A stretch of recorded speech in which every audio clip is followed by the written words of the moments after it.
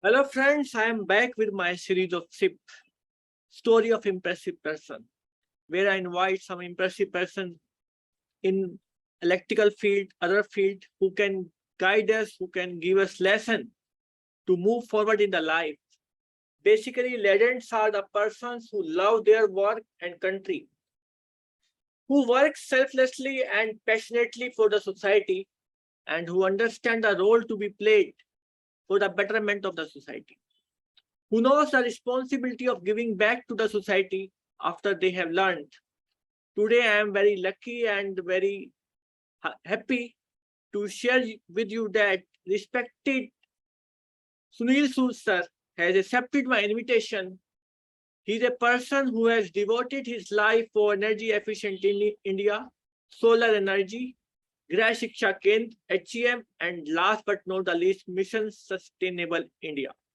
Before I invite him for my conversation, I would like to give a brief introduction about this legend. He is basically mechanical graduate from Bhopal, and he got selected to work with Meccan in 1978, and he was with Meccan till 1991. He left Meccan in 1991 and started environmental consultant and engineers and got impaneled with MP Urja Vikas Nigam Limited. He received first order from conducting preliminary audit of pharmaceutical unit at Mandideep near Bhopal in December 1991. After that, he has done numbers of energy audit of industrials and commercial unit. He was associated with Indian Renewable Energy Development Agency (IRDA) as their business development associates, prepared a DPR for manufacturing unit to manufacture solar water heating systems.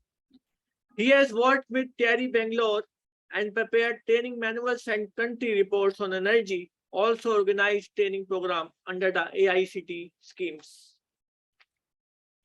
After that, he opened a solar shop in Bangalore and he was selling solar water heater. He also prepared energy audit report for pumping stations and the street lights for Bhopal Municipal Corporation. In 2005, he passed BCA exams and received many awards. In 2006, he rejoined Meccan at Bangalore and he was involved in the detailed engineering of HVAC systems. In his spare time, he promoted the Indian Association of Energy Management and he published the Urja Watch, the Hem News for IAM. He launched a scheme Kaun Banega Kanjarpati and published a calendar, Grah Shiksha Kendra at Bhopal. Last but not the least, he is working on a most important part, Mission Sustainable India. Now, time to invite legend, respected Honorable Sunil Sood sir on the platform. Welcome to the show, sir. Thank you, Dr. Arora, and for your kind words of appreciation and calling me a legend, though I don't deserve, I think, that much, but love to know who am I from your words, from your mouth. Thank you, sir. Thank Thank you. you very much. I usually start, I would like to know about your study and then how did you enter into that power sector? Yeah, actually, I did my engineering from MSCT. That time it was a regional engineering college, and I joined Mecon Limited at Bangalore. So from 78 to 91, first inning of my Mecon, as you said, I worked for exactly 13 years. And it so happened that almost at the end of my first inning, I had attended one meeting organized by Petroleum Conservation Research Association. At that time, it was sometime in 1989. I came to know about this concept of energy audit. Okay. Before that, I didn't know what is this energy audit. And that meeting was really so fruitful that it went in my blood that something should be done about energy audit, because we know accounts auditing concept, everything, but energy audit we didn't know. Then I understood that there is a huge scope for this. So that is how I entered this line of energy auditing means indirectly power sector only, because mostly we ended up more saving of electrical energy, thermal energy also of course, but mostly you can call me of course from power sector, and Bureau of Energy Efficiency also happens to be under Ministry of Power.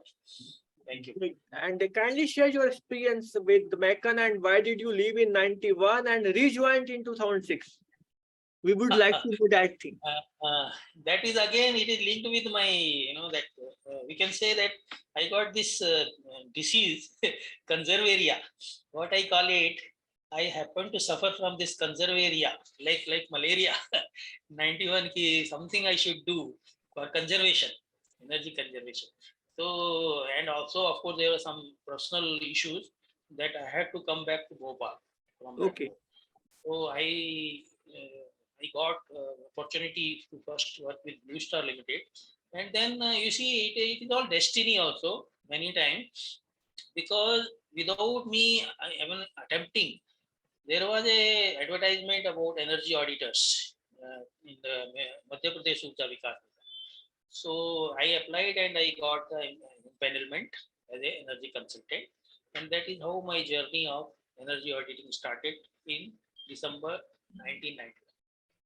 And first order I got in, as you mentioned already, that first order I can never forget. It was a pharmaceutical unit, and because of my background of air conditioning and other things, I could suggest many innovative ideas to them to save energy in air conditioning, compressor system, and of course lighting and all that.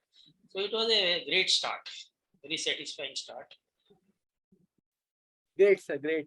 And you have done energy audit of many commercial and industrial units. Please share your experience and what do you think is the basic problem challenges with that energy, so far energy is concerned with that commercial and industrial units? Basically, you see, over the period, over the so many years, from 91 now to 2022, more than 30 years, a lot of changes have happened. Those days, the concept was relatively new, not so new, but people were more doing it out of some, concern to save energy, more out of passion, and more of course, to save, to reduce their energy bills. And those days, there were more participation from the industry willingly. So over the years, I have seen that that kind of love and passion has a bit reduced. Though of course, it has taken a legal shape now. Legally, there is a law now where you have to implement certain measures mandatorily and also participate in other things. But I feel the industry, somehow I feel that industry is lacking in proactive. That's I feel that commercial units also, and maybe it has something to do with sort of some unorganized working and some people not doing the thing they ought to have done as a professional, maybe something. But of course, things are now again taking turn due to the sustainability commitments. So I'm hopeful. And what according to you is a big potential so far energy saving is concerned in so far this commercial and industrial units are concerned? According to you, what are the challenges and what are the main potential of energy savings are there available? Basically, you see, industries are there for whom? Industries are for whom? For the again people, residential sector. Whatever is produced in industries, where these are used mostly by the people, by residential people, by commercial sector, of course. So my focus has now shifted more on the demand side. Okay. Means you see, industry as a whole, for their own profitability, everything, they will do a lot on their own also. But finally, if we have to see the demand side, why so much demand for any product? How it should be used, how it should be reused, refurbished, what from that angle now my focus has gone there. So I feel that firstly we should start from this end. Why that so much need to be produced? Why can't we do the some sort of demand management? Is it only for making profit for the industry, or is it for our own sustainable lifestyle? So this way my thinking has gone a little bit off maybe, but I am not industry focused now because I felt more now to focus more on the user end, Great. consumer, responsible consumption. You see, we are talking so much about responsible consumption. Responsible consumption will happen, then only responsible production will happen. True. If we Very, are irresponsibly consumer, then production also will happen irresponsibly. very true. Now I'm coming to the next question related to your love for solar. Even in your email, I can find sunilsolar@gmail.com. How did that love for solar came into your life? And kindly share your experience when you started your solar shop. What were the challenges and how did you convince people to go with the solar? Yeah, actually, I was mad with this concept. After energy auditing, we came to next step, solar, means renewable energy. So that is how my ID I took Sunil Solar. It was taken in 2003. That was see, as you have bigger vision, bigger and bigger, if you see the whole picture, you realize that how narrowly you were seeing before. So now I say that I am not so much pro solar because now I am seeing the much bigger picture of the sustainability. And solar also, it was so much promising, but it might have come as a business, good business. People are selling solar now. From earlier I was solar thermal, then went to solar photovoltaic. But solar photovoltaic is, of course, has got a huge commercial success, but it is still not. You cannot rely on this. It is not a reliable source even now, and there is very little hope. If we think everything is solar will solve. So after seeing the bigger bigger picture, I am not so enthusiastic now. Let me be very frank. Okay. I was in love earlier. Now that love is not so much. So Okay. sorry to say that. No issue, no issue. Sir, you passed your exams in 2005, BEE exams for energy auditor. What were the Ah, major changes did you find in yourself after passing that exam? Was there any major change? it was a change. Of course, I started very well. You know, there was energymanagertraining.com website. There was one German Dr. Koch. He used to give us a day, weekly quiz and monthly some topic to write about. So in Okay. that I won prizes. So it was a really great start from 2003 to 2006. It was very great, successful. From 2006 onwards, certain things I discovered, and that time we formed this Indian Association of Energy Management Professionals, and we are hoping that we will be doing a lot of good work together. And even we met first, we actually within a few months after taking over, Dr. Ajay Mathur, that time, who was the first full-fledged Director General of the, he very kindly agreed to meet us, and we met in Mumbai, and it was a very great meeting with Dr. Ajay Mathur. So that was further hopeful, but we made certain mistakes. There was something happened. I don't want to go in those details, but there it was certainly it brought to me to a national level where we could work on the association platform. So it was a good thing. Of course, after the exam, things were better. Okay. Now share something about the Urja watch you started in 2008. How that idea came to your mind? Yeah, this Urja Watch, again, because we have given ourselves the task of conscious keepers to the nation on energy matter. So we thought, why not we start some magazine which we can say like watch we are watching. So this idea came in my mind, but I didn't know actually anything. I mean much about it. My English was also not so good. So I requested Dr. Subramanian. whom I knew since he was in charge of first ESCO in Tesco Asia in Bangalore. I requested him to please be the editor, chief editor, and please guide us how to do it. And thanks to him, actually, my role was less. I was only one editorial board member, but the main key role was done by Dr. S. Subramanian. Nowadays, he is in USA. Okay, great. And he used to bring out a lot of issues, and technical as well as policy issues. It was a great success. After that, you came up with Ham News. Ham News Oh, again. Yeah, You see, firstly, I've been telling that charity begins at home. yeah, So right. since my conservaria disease had started in 1989 itself, so I wanted to do something that we should ourselves do something. So then home energy management program was conceived, where we do everything, not only electrical energy, but also thermal, gas, and also resources, everything. And we presented this to B in 2009. We presented this idea to Bureau of Energy Efficiency, why it should be taken up as a national program, and we should come out with a trained cadre of home energy managers, where they will not only go for create awareness, because there are many things you cannot simply say switch on light, switch off lights and not in use.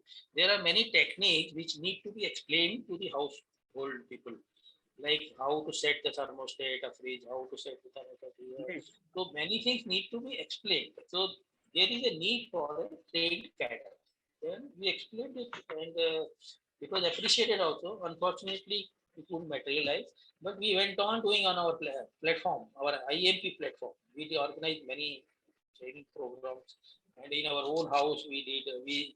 We are giving gifts, energy efficient and eco-friendly gifts, and that is how the store was also opened. And there we started promoting gifting eco-friendly, energy efficient items, Great. Great. starting with our own members. Then coming to very popular show, Kaun Banega Crorepati, you just took one kind of uh, help from that program and you started your Kaun Banega Kanjarpati. That was great success on your part. Actually, Kindly share yeah, something about that. it suddenly flashed in my mind. KBC, those days, Kaun Banega Crorepati was coming. Suddenly, it some flashed in mind. Why not change it to Crorepati to Kanjarpati?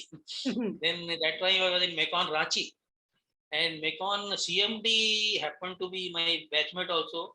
So he supported me. Okay, let us start here this scheme, and we started small and started recruit. No, started. There were different levels. So level 1, level 2, we started. Level 1 means awareness level and some implementation level. So that whole scheme was in 10 levels. First awareness, small measure, then little higher level like that. But it went only up to third level, and somehow couldn't manage it because I was working also, and there was no other person. So that scheme was closed down. Okay, okay. Then you Now, come up with new scheme of Grah Shiksha Kendra at Bhopal. Can you elaborate what is that Grah Shiksha schemes? basically, since last 30 years, I've been doing so many things. I've been seeing so many people are doing so many things, individual level, everything is happening, but why it was not having the desired impact, because something was missing. Then I used to wonder why things are not happening, even when people want it. So what is the problem? Where is the problem? So I posted this question in Facebook. What is the real cause, real problem? Where is the real problem? Then we boil down to education. That problem lies with the education. The way we are educated. See, we get degree, we get marks, we get job also, but it doesn't necessarily mean that we are really educated, because we are educating the mind and not educating the heart. There is no education. Mostly we are educated our mind. We are not educated, our hearts were not educated. So then I happened to know about the homeschooling concept, that there is something called homeschooling. Then it flashed in my mind, if I can club homeschooling concept with sustainability, then we can create a better generation, future generation, where they will be educated in terms of sustainability in terms of their all hand art and other thing, where they will come to be a good citizens of India, of the world. And that is how Grace Shiksha Kendra started, where I am promoting integration of formal, non-formal, and informal education. Because as per our many highly acclaimed educators, they say that no single form of education is complete. If you think only formal education means which is in school, which happens in school, is complete, then you're wrong. They need non-formal as well as informal education. Non-formal means which is child specific and family specific, and what doesn't happen in school, that. And informal means how the child learns informally through interaction with the family member, through neighbor, or other people, or sometimes it is given sent by the universe. You see, we must believe there is a lot thing happens through the universe, which universe gives us. Let us connect that spirituality part, and how and see how the universe will actually really help, because universe does not give to anyone.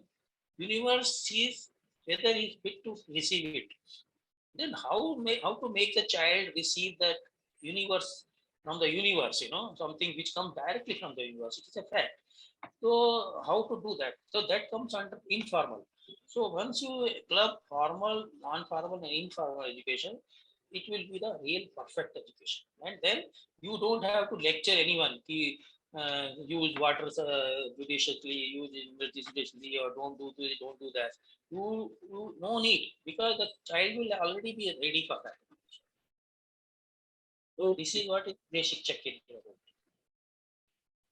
Now, coming to your favorite subject on which you are working, 5P of sustainability, planet, people, prosperity, peace, and partnership, Mission Sustainable India. And already you have come out with two publication, volume 1 and volume 2. Kindly elaborate on that part. Yes, sir. Thank you, Dr. Arora. This is now my pet subject, because this mission is covering everything. Yeah. So far, we are talking separately energy, separately water, separately education, separately protection. Everything we are talking in a silos. I will call it silos or separately, as if it is in itself is complete, but it is not. Everything is interlinked. Talking only one part and not seeing the bigger picture means you will be landing up maybe harming the other cause. So one cause may happen to harm other causes if you see in isolation. So to see the things whole picture and integrate with 5P. Now you see this 5P concept, how it started. You see, before 1950s or 1970s, there was only one P. Means progress means only profit. Prosperity means progress means prosperity. That was the only idea. Then after 70s, when the environmental movement came to be recognized, they realized that this economic progress is happening at the cost of environment. So what is the cost we are paying? Air pollution, water pollution, land pollution. Then also realize that it is also happening at the cost of society degradation. Means society standard values are degrading. So then they realize there are actually 3P. First P, prosperity. Second P, planet, environment. Third P, people, means society. So they started talking in terms of triple bottom line performance. Means what you did for the economy, what you did for the society, what you did for the environment. Then they started talking. But in 2015, another two P's were added by UN. That is, one P is for the peace, because they realize even if there is economic sustainability, social sustainability, environment sustainability, but if there is no peace, war inside peace, inner peace, all that, then they added fourth P. And to do all this, partnership. Fifth P, that local and world collaboration should happen, partnership should happen. Then only you can do it. This all I integrated in Grace Shiksha Kendra also, and we started working that if we align all activities in this 5P model, that means everything will be sustainable. Great. That is how we added citizenship, governance, bureaucracy, judiciary also we added, and mass media. Then we came to education, health, then habitat, then water, then energy, then manufacturing, tourism, everything. What we thought, if we can bring everything aligned with 5P, means everything will be sustainable. And then how to bring it to the notice of the people and all that. So we published in 4 volumes. Volume one, we are more focused on citizenship, governance, bureaucracy, judiciary. Volume two, mass media, health and well-being, habitat, like that. Volume three, energy, technical subject, energy, water, production, and all. And volume four, we will be coming out with action plan. This is the idea. And in this way, we are bringing everyone on common platform. So far, you have published two volume 1 and 2. You are working on volume 3 now. Volumes are available. 2 volumes are available online for purchase. Third volume will be available in another 4-5 days. So 3 volumes are ready. Fourth volume is more action oriented. So what we are planning, we will be having a 2-3 days interaction meets and finalize that action plan. Fourth volume will be more a dynamic volume. So we will not publish it, we will not print it, but it will be a dynamic volume, and where everyone every week will be making changes and updating it, and also reporting what all is happening. Simple idea is that if from 15th August 2022, when we are completing 75 years of our political independence, if we all can take pledge that from 15th August onward, I will at least take a step towards sustainability. And what is those steps? Small, minor, but all should take together. It is not that some individuals are taking.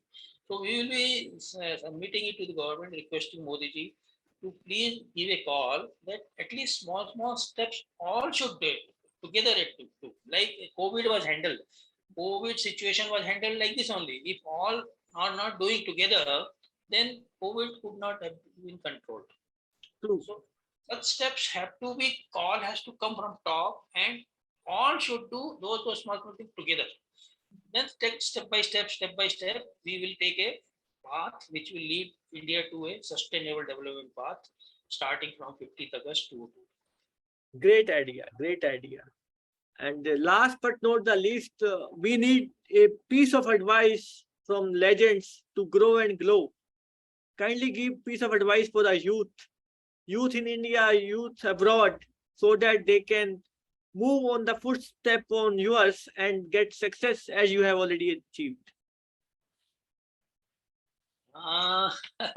Actually, nowadays youth doesn't want to take advice.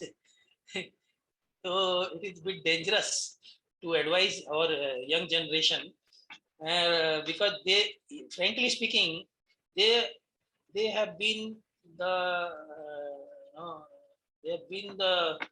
product of a wrong education. Now if you give them advice, they will tell you have educated me like this. Now you are telling me like this, because they have been educated more only from angle of getting jobs, somehow economic sustainability. Now, if I don't tell the truth that what path you have taken is the wrong path. So even now there is a way out where you can take the right path. So if they at least learn the basics of sustainability, it will help in their life also. True. Let them not put all their eggs in one basket of only economic progress. Even if they have got job, let them not think, okay, now let me have one flat. They will somehow take loan, pay EMIs, and then whole life they become slaves, sort of. So at least they can do one thing. They should start thinking in terms of zero debt life. Means they should check everything. They need not be key. They have taken one big car on loan or on house, big house. They're thinking that anyway I am earning, I will pay through EMI, and no problem, I will have all this. They should not hurry up there. In our time, we used to construct our own house at the age of some 50, 60. Some older than me, they used to construct house after retirement. Nowadays, youth are so in a hurry to buy flats, even if they have to take loan or buy some car, this and that. I have seen many youngsters in trouble later on. So they should more invest in terms of their in terms of acquiring more skill, futuristic skills, and they to make their own life better. Work, what they say, work and life balance. It doesn't mean balancing means they're giving time. Balancing in truly in terms of 5 Ps. They should try to live their life. They should try to understand what are these 5 Ps and how can I balance my life in terms of 5 Ps. Because it is not that only money is required. Or you have to be healthy, you have to have social life, you have to make some positive impact for the environment. You have to take it is your duty. You should treat it as a duty also. Don't think you're doing a favor. You should treat it as a part of your duty and allocate equal time. Like we are promoting that we should allocate equal time, equal budget, equal attention, and equal everything equal for 5 Ps. Same way in your personal life, please try that you give equal attention to all 5 Ps. This is my advice. And it is never late. Let them not totally put all their eggs only in terms of economic progress. Let them also see other dimensions which are equally important. And with all, I would like to say thank you very much for accepting my invitation. You have shared your experience of your life, and you have given a 5P mantra of sustainability, planet, people, prosperity, peace, and partnership. The youth will never forget that 5P of sustainability and development. With that, thank you, sir. Thank you very much for sparing your invaluable time and sharing your life. Thank you. Thank you. Thank you, sir. For Thank you calling. very much. Thank you once again.